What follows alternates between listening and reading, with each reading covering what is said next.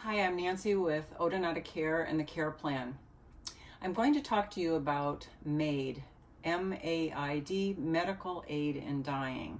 You may know this historically with the nomenclature physician-assisted suicide, death with dignity, physician-assisted death. There have been many ways to call it, but the current correct terminology is MAID, M-A-I-D, Medical Aid in Dying. I'm going to read the definition of this because I want to be very careful with the wording.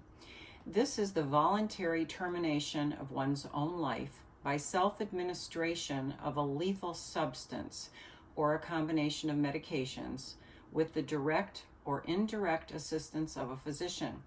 It is the practice of providing a competent patient with a prescription for medication for the patient to use with the primary intention of ending his or her life.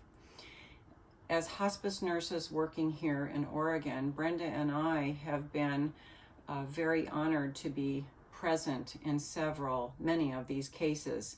Oregon was the first state to pass this law, and now there are currently 11 states where one can enact this under the state law.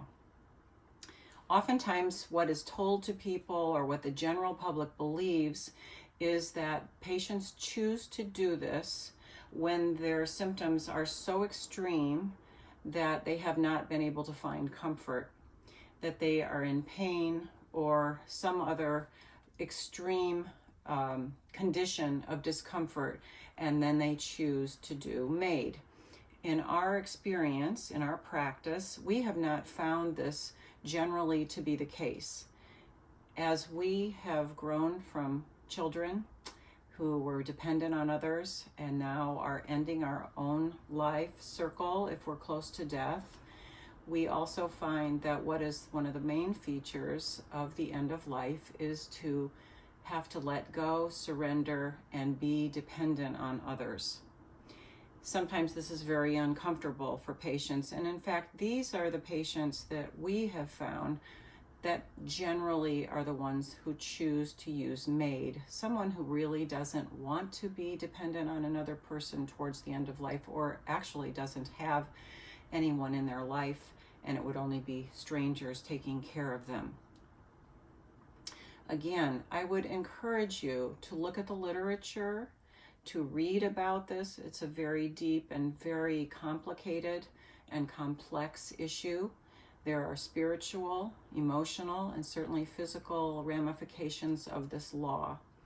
If you are interested, I would suggest that you go to the state legislature and read the law so that you know exactly what your state is a proponent of. In fact, most states, as in Oregon, has several organizations. Compassion and Choices is a wonderful place to start. End of life care is another one. Please do more research if you have more information to be needed, and follow the law that is within the state in which you live. Again, it's a very dignified and a very beautiful experience to be with people when they die, whether it's through normal hospice care or through the MAID experience.